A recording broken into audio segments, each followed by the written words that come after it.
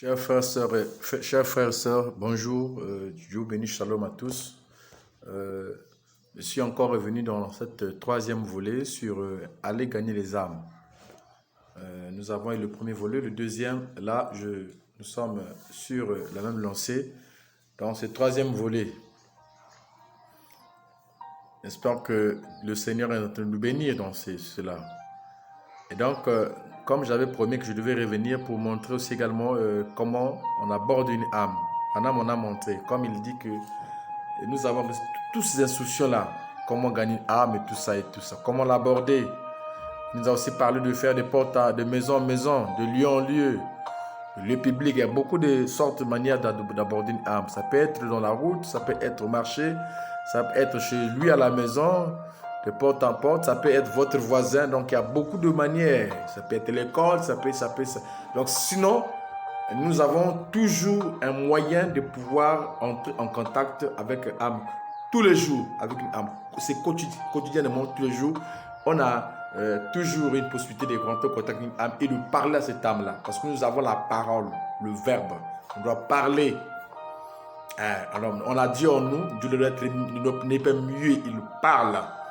Et nous avons vu dans le deuxième volet que le Saint-Esprit a été donné, c'est pour amener également les âmes à Christ, pour parler aux âmes. Et le Saint-Esprit apporte en nous la part des âmes perdues, la soif, les désirs de pouvoir, n'est-ce pas, amener une âme à Christ. Et ici dans la brochure, c'est tenir des conférences, prêcher le 28, prêcher le 8, 6e mois 60. Tenir des conférences, prêcher le 8, 6e mois 1960. Le paragraphe 13. Et nous te prions ce soir,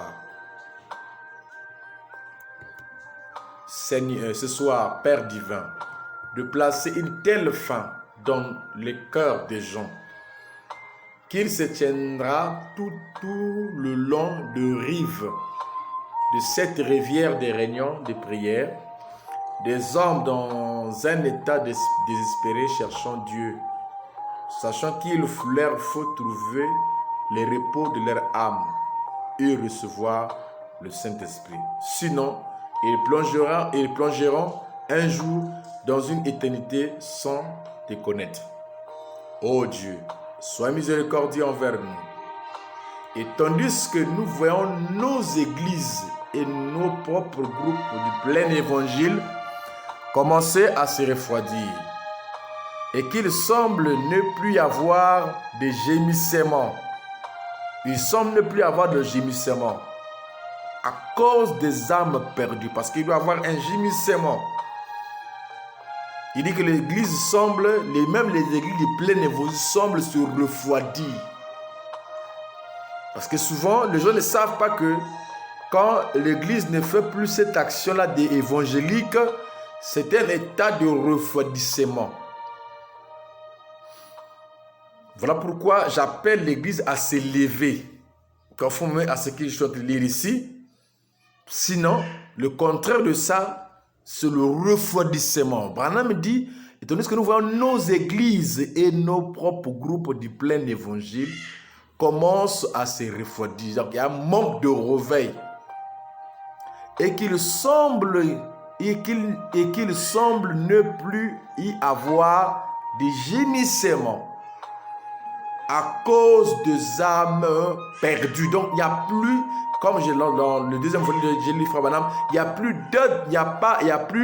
d'intérêt pour les âmes perdues. Il n'y a plus d'intérêt. Et c'est un état de refroidissement. Voilà pourquoi j'appelle les fils de Dieu, les enfants du roi, de sortir de cet état de refroidissement et de continuer à gémir pour les âmes perdues, pour l'amour que nous avons. Parce que l'amour de nos âmes qui étaient perdues a fait que Dieu descende pour aller nous chercher. Et frère Adam dit que non, il est en nous pour continuer le même œuvre de la rédemption. Donc il entre en nous, c'est pour continuer à chercher les âmes perdues. Parce qu'il a dit que non, il y a beaucoup de âmes qui ne sont pas cette bergerie, mais qui doivent venir. Il parle de nations. Donc il y a toujours des âmes qui doivent venir. Tant qu'il n'est pas encore venu, il y a des âmes qui doivent venir à lui. Mais comme il n'est plus dans sa chair, alors il est rentré en une seule forme de Saint-Esprit pour continuer à appeler les âmes à Christ. Donc à les amener au salut. Il dit, mais ce dévouement, ces désirs-là, ne plus là. Il dit pourquoi? Parce que l'Église est dans un état de refroidissement. Voilà pourquoi nous essayons de chauffer les âmes des gens pour que les âmes se révoltent, se relèvent, n'est-ce pas? Et prennent la mission, la grande commission que Dieu nous a donnée. Marc 16. Allez partout le monde, prêcher la bonne nouvelle à toute la création. Celui qui croira et qui sera baptisé sera sauvé. Celui qui ne croira pas, ça connaît. Quand tu vas prêcher, il y aura tous ceux qui vont croire et ceux qui ne vont pas croire. Mais il faut parler. On n'attend pas la chair pour parler de Dieu. Non. On n'attend pas la chair pour parler de Dieu. Voilà pourquoi le frère Adam dit que notre jeu de ministre, sortez. Attelez-vous à la tâche. Gagnez une âme à Christ. Pasteur, sortez. C'est-à-dire qu'on ne s'attend pas à gagner une âme, rien que, n'est-ce pas, en prêchant au niveau de la chair. Non. D'ailleurs, la plupart des âmes que nous avons dans nos églises, ce sont des âmes qui croient déjà le message. Tu peux voir ton église parfois, quand tu prêches là-bas, parfois il y a 2 âmes qui viennent de nouveau, 3 âmes. Mais dans la route, tu auras plus de 3, plus quand tu auras plus de 3 qui vont t'entendre, qui vont t'écouter. Même celui qui passera là va t'écouter. Quand tu parles là, il y en aura plus de 3.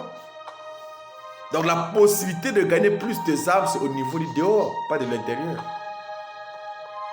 Mes frères, il dit, il semble ne plus avoir de gémissements à cause des âmes perdues. On ne voit plus des prières sincères et cette méditation de toute la nuit sur la parole. Et nous semblons avoir tout simplement dérivé, Seigneur.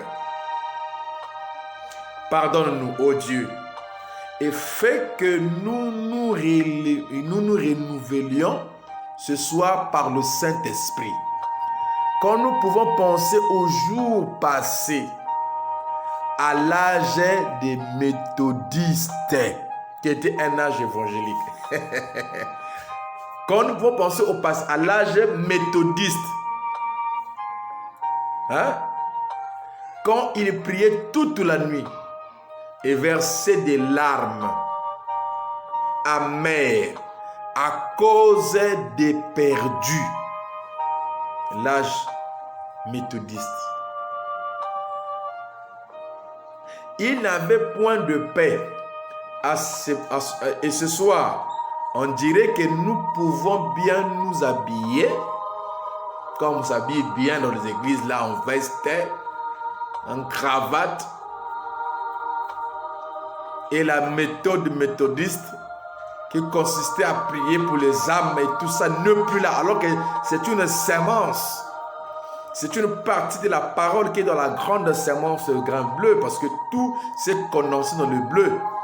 Donc dans le bleu, il y a un côté méthodiste qui consistait à évangéliser, à pleurer pour les âmes qui sont perdues. Il y en a à l'intérieur du grain de bleu là. Quand on dit l'épouse, tout est dedans.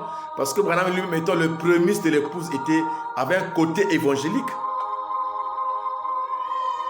Nous devons avoir un côté évangélique. Et c'est Dieu qui place ce côté évangélique en nous quand nous recevons le Saint-Esprit. Il y a un côté évangélique. On vient de le voir dans la brochure. Pourquoi le Saint-Esprit est donné. Il y a un côté évangélique. Donc dans notre émission, volume 2. Il y a un côté évangélique qui doit continuer, que Dieu a placé en nous par le Saint-Esprit, qui est la part d'aller chercher les âmes perdues. Ce côté doit rester là. Il y a un côté évangélique dans chacun de nous. Pasteur ou brebis. Il dit, ce soir, on dirait que nous pourrons bien nous habiller, nous asseoir et écouter. Et rentrer chez nous indifférents.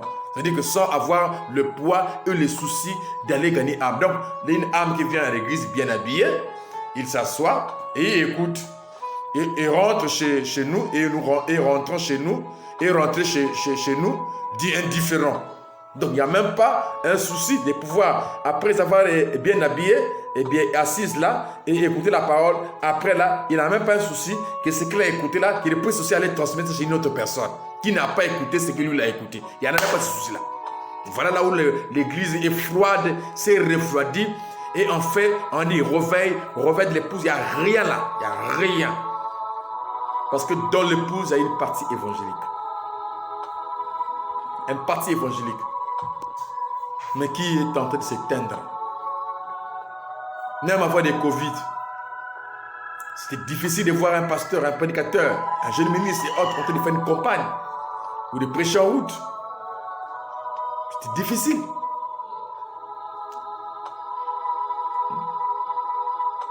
Aujourd'hui, même quand on parle dans les réseaux sociaux, c'est vrai, on peut avoir un païen qui peut nous suivre. Mais la plupart du temps, ce sont des chrétiens qui nous suivent. Ce sont des chrétiens qui nous suivent, des gens qui s'intéressent à ce qui est Dieu et à ce qui est de Dieu. Mais la plupart des gens, Frère dit quoi? Quand un homme est dans le péché, il fuit Dieu, il fuit, donc il ne peut même pas te suivre dans Facebook, dans YouTube là. Dès qu'il voit c'est la prédication, les gens qui sont, il en a marre, il saute là-bas.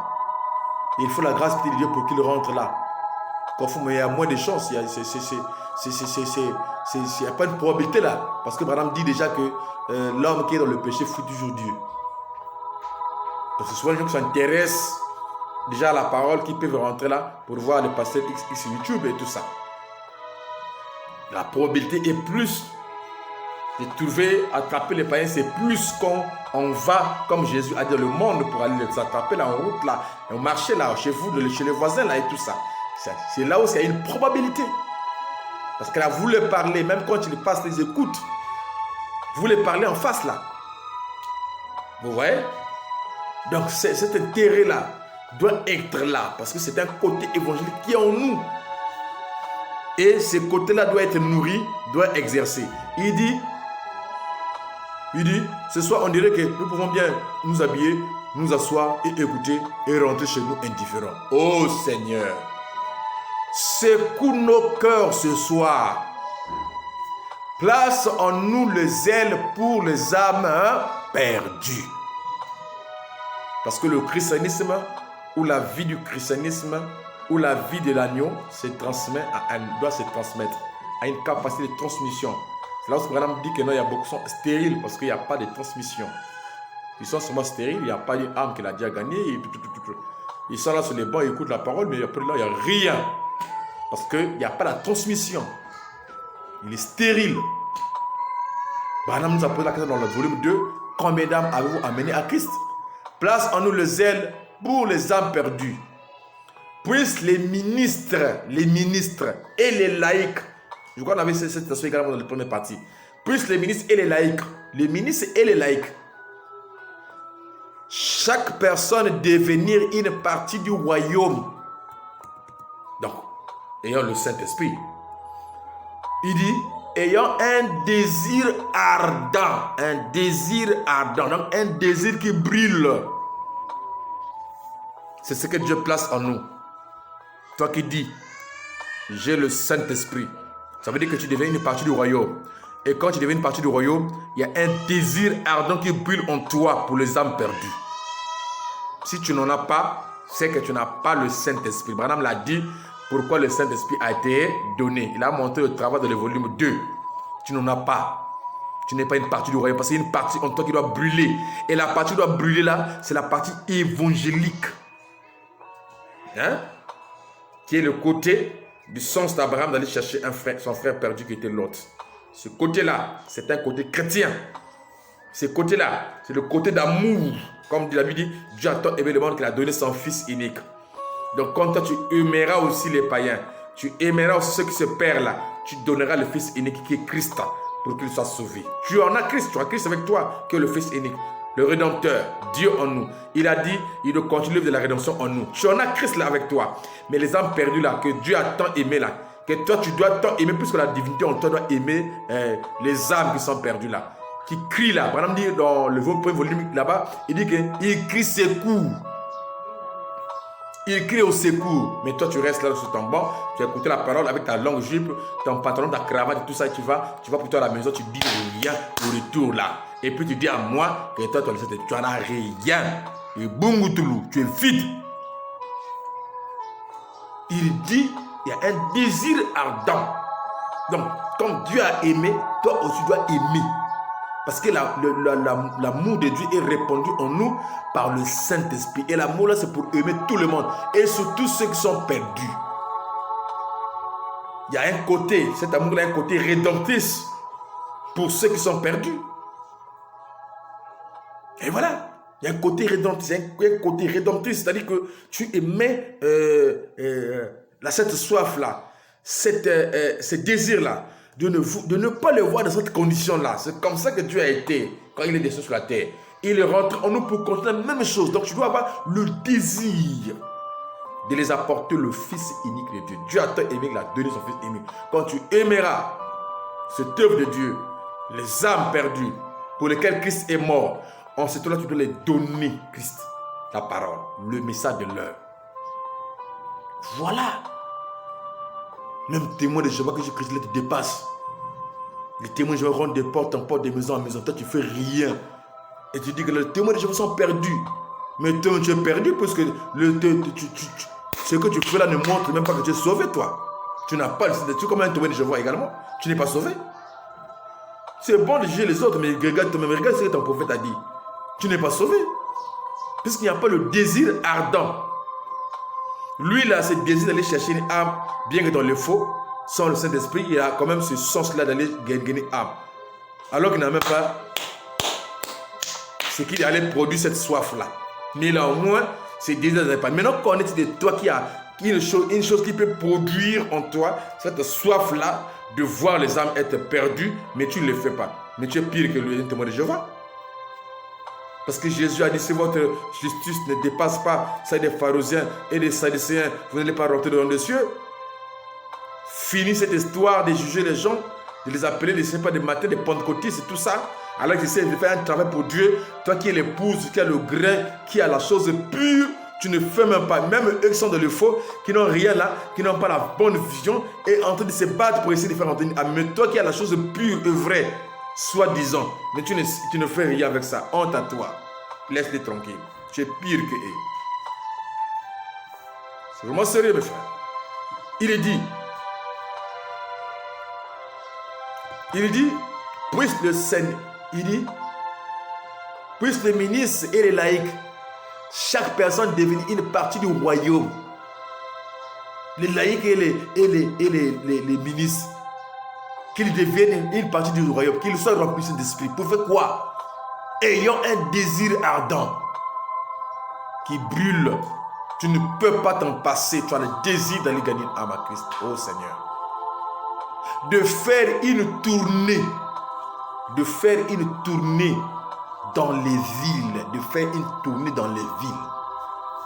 Les ministres et les laïcs, faites une tournée dans les villes. De faire une tournée dans les villes. Et partout. Oh non, faire des tournées. C'est le rôle de l'évangéliste. Honte à toi. Oui, Branham dit, un évangéliste va d'une ville à une autre. Mais ici, il dit, les laïcs et les ministres, docteurs, apôtres, évangélistes, pasteurs et les laïcs, faites une tournée dans la ville quand vous avez ce désir ardent du Saint-Esprit pour gagner une âme pour le Seigneur. Et voilà. Il dit, ayant le désir ardent de faire une tournée dans les villes et partout, et de tirer des égouts les perdus et les récupérer comme des tisans les récupérer des égouts comme des tisans pour le Seigneur. Accorde-le, Père. C'est une prière de Frère Branham. Je crois que ça a été exaucé. Et donc, toi, tu dois te lever. Chacun de nous doit se lever pour aller faire ce qu'il dit dans la bouche là. Si vraiment nous avons cet esprit. Si tu n'as pas encore le Saint-Esprit, ne prétends pas. On ne croit pas au Saint-Esprit, mais on reçoit le Saint-Esprit. Pas au nom, je crois que j'en ai. Hein? Non. Tu le reçois. Tu es conscient, convaincu que tu en as dans ton cœur. Et voilà ce que ça va produire. Maintenant, pour finir, Frère Madame nous a également aussi montré même comment on aborde une âme quand il s'agit de l'exhortation corps à corps avec une personne. Pas tu prêches dans un marché où les gens sont mélangés comment. Mais quand il s'agit parfois d'aborder une âme en route, quelque part, et tout ça, comment on procède? Frère dit dans la brochure Hébreux chapitre 3, prêchez le 1er, 9e mois, 57. Le paragraphe 107. Hébreux chapitre 3, prêchez le 1er, 9e mois, 57. Au paragraphe 107. Frère Branham dit ceci: mon frère, que votre cœur s'enflamme. Toujours ça. S'enflamme. Le désir ardent. Que votre cœur s'enflamme et dites: voilà, je dois faire quelque chose à ce sujet. Au sujet de quoi? Le côté évangélique. Je dois faire quelque chose à ce sujet. Il faut que je sorte. Il faut que je sorte pour voir si je puis conduire quelqu'un au salut. Il faut que je sorte. Hein? Les témoins de Jéhovah sont... Branham dit quoi? Hein? Mais ce qu'ils font là, mais c'est le faux, non? Mais c'est l'imitation, non? C'est la piraterie, non? Mais il doit avoir l'original quelque part. Quelqu'un doit sortir, comme font les témoins de Jéhovah. Il faut que je sorte pour voir si je puisse conduire quelqu'un au salut. Il faut que je sorte. Ce que font les témoins de Jéhovah là. Mais c'est l'imitation, non? C'est la piraterie. Mais où est l'original? Mais l'original est dans l'épouse. L'épouse a un côté évangélique. Il faut que je sorte pour voir si je puis conduire quelqu'un au salut. Voilà. Il dit, et n'allez pas dire, Dieu soit béni, si vous ne vous répondez pas, vous allez périr. N'allez pas les condamner. N'allez pas les condamner. Si vous ne voulez... Dieu... Non, n'allez pas les condamner. Écoutez les conseils de Frère Branham. Non. Allez-y doucement. Doucement. On aborde une âme doucement. Soyez aussi prudent qu'un serpent, aussi simple qu'une colombe. Voilà. Voyez-vous, c'est comme cela qu'il faut procéder. Aborder la personne. S'il fait l'élevage des poulets, parlez-lui des poulets. Oh, mais comme c'est bon, les poulets. Oh, mais vous avez beaucoup de poulets là. Parlez-lui d'abord des poulets. Pendant un moment. Voyez-vous? Et alors, la chose suivante, vous savez, vous parlerez du Seigneur. J'aime ça aussi avec le truc des bandes là, aux bandes. Là, frère, Branham donne les instructions à l'homme. Ça, c'est la bande qui parle à l'homme pour que l'homme là devienne la bande dans le pratique. Laissez-moi l'histoire des bandes là aussi. Le message, la bande, quand ça sort, ça vient en nous, on l'avale. C'est la parole, ça reste en nous. Et ça doit produire ce qui a été dit. Voilà, c'est ça la bande. Mais celui qui ira là-bas, on dit que non, qu'il conseille là, c'est la personne, c'est l'agent de Dieu. C'est les ministres et les laïcs qui doivent aller gagner les âmes à Christ, qui doivent aller prêcher dans l'église comme dehors. Oh, laissez les yeux des bandes là. Hein? Ne divertissez pas la parole. Il y a des vraies choses à prêcher ici là. Il dit, voyez-vous, c'est comme ça qu'il faut procéder. Aborder la personne. S'il fait l'élevage de poulets, parlez-lui des poulets pendant un moment. Voyez-vous? Et alors, la chose suivante, vous savez, vous parlerez du Seigneur. Donc, après avoir parlé du poulet là, tu attends que l'opportunité soit là et l'Esprit de Dieu puisse te conduire et prendre tout ce contrôle, tout. Tu commences avec ce que lui il aime là, les poulets, tout ça, comme il fait l'élevage des poulets. Après, l'Esprit de Dieu va te dire, bon, c'est le moment. Tu fais entrer dans la chose de Dieu. Oh, voilà. Donc, c'est le moment là, les poulets là. Ah, et tout ça. Oh, par exemple, oh, si les poulets ne meurent pas. Mais comment on va vivre? Oh oui. Mais pour vivre, il faut les poulets. Ah, voilà. Dieu aussi a tué son fils. Ah, voilà. Ça rentre là. C'est comme ça qu'on évangélise. Frère Branham m'explique. Il dit, et alors, la chose suivante, vous parlerez du Seigneur. Si c'est un fermier, parle-lui de sa ferme. S'il vend un automobile, et s'il vend des automobiles, donc des voitures, parle-lui un instant de ces automobiles. Quelle belle voiture vous avez. Voilà. Vous la prêchez là. Oh, tu vends des belles voitures. Tout ça. Ainsi de suite. Voyez-vous. Jusqu'à ce que vous captez l'esprit au moment où le Père dira. tu sens le poids de le parler dans ton cœur. Il est là. C'est le côté évangélique. C'est le Père sous forme de côté évangélique.